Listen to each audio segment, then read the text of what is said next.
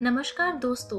अब हम पुष्पी पादपों का शारीर पाठ के कुछ सब्जेक्टिव प्रश्न करेंगे। पहला प्रश्न, विभिन्न प्रकार के मेरिस्टम की स्थिति या कार्य बताओ। विभिन्न प्रकार के मेरिस्टम। प्राथमिक मेरिस्टम ये दो प्रकार के होते हैं। शीर्षस्थ मेरिस्टम ये मेरिस्टम मूल तथा तनिक के शीर्ष पर होते हैं।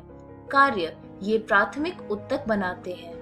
अंतर्वेशी मेरिस्टम। जब मेरिस्टम स्थायी उत्तक के बीच रहता है तो उसे अंतर्वेशी मेरिस्टम कहते हैं। ये मेरिस्टम घास में पाए जाते हैं। इनका कार्य ये है कि शाकाहारियों द्वारा खाए गए भाग को पुनर्जीवित करते हैं।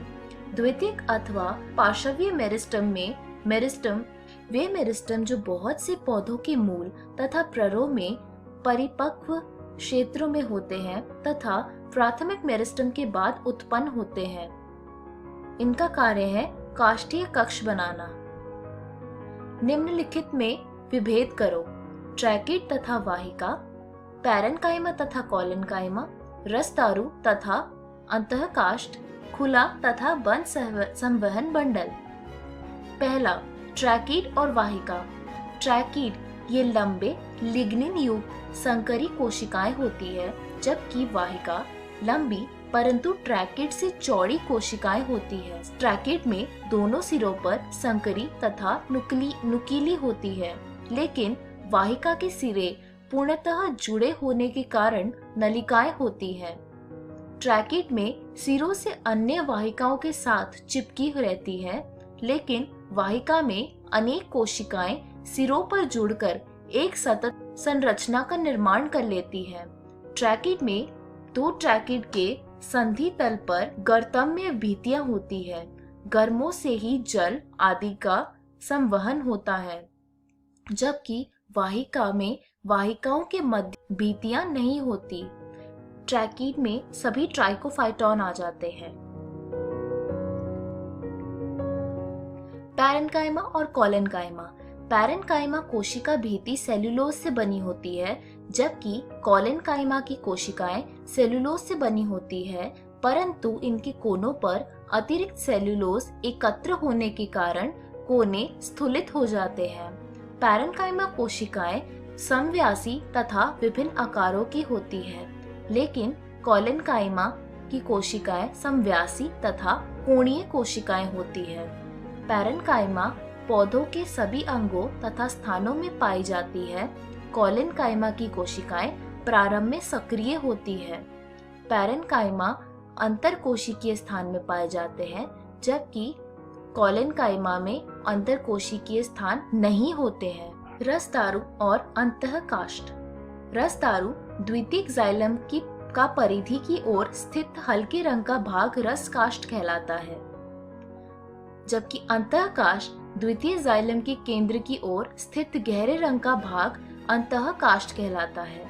रसकाष्ठ की वाहिकाओं में तेजी, टैनिन, तेल, गोंद आदि का संचयन नहीं होता, जबकि अंतःकाष्ठ में वाहिकाओं में रेजिन, टैनिन, तेल तथा गोंद एकत्र हो जाता है। रसदारू में टाइलोसिस नहीं बनते, जबकि अंतःकाष्ठ में टाइलोसिस बनते हैं।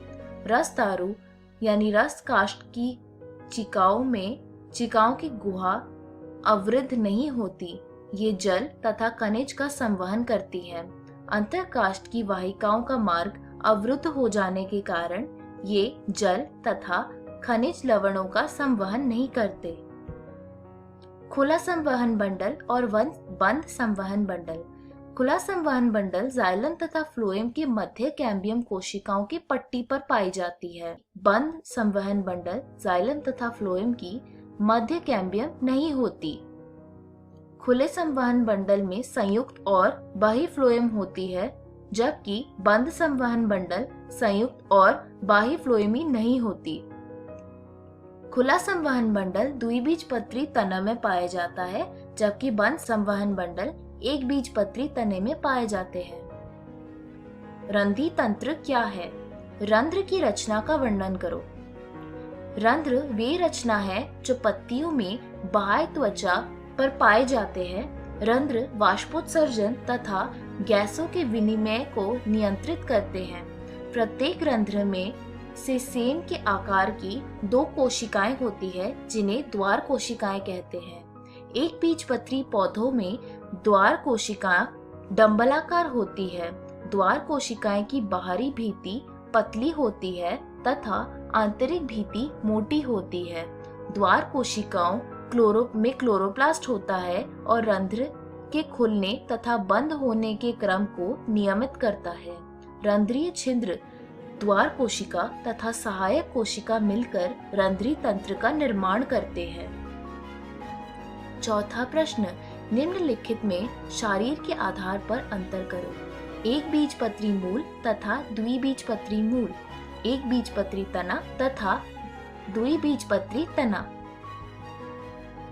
एक बीजपत्री मूल और द्विबीजपत्री मूल। एक बीजपत्री मूल की कोशिकाएं स्थूलित भित्तियां वाली होती है, इसलिए मार्ग में शिराएं अधिक स्पष्ट होती है।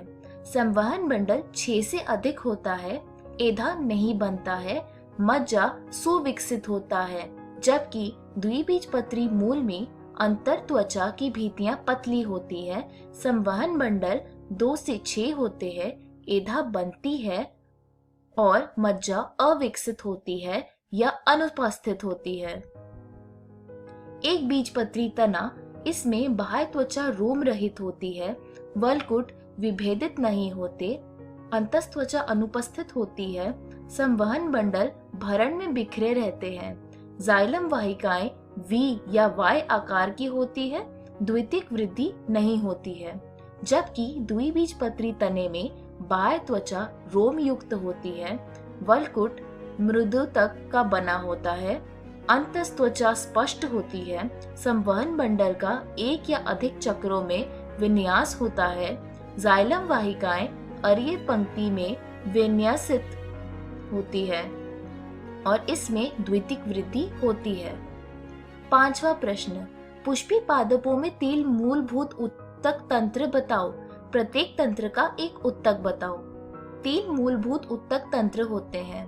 पहला, बाह्य त्वचीय उत्तक तंत्र यानी मृदुतक। भरण उत्तक तंत्र यानी पैरेन्काइमा, कोलेन्काइमा और स्क्लेरेन्काइमा।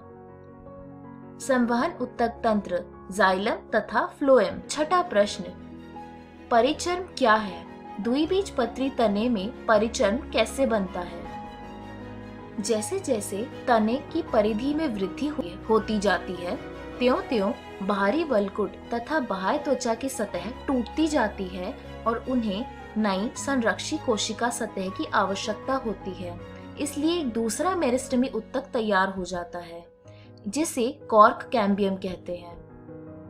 यह कुछ सतही मोटी सूर संकरी पतली भित्ति वाली आयताकार कोशिका को बनाता है। बाहर की कोशिकाएं कॉर्क अथवा काग में बंट जाती है। अंदर की कोशिकाएं द्वितीयक वलकुट अथवा कागस्तर में विभेदित हो जाती है।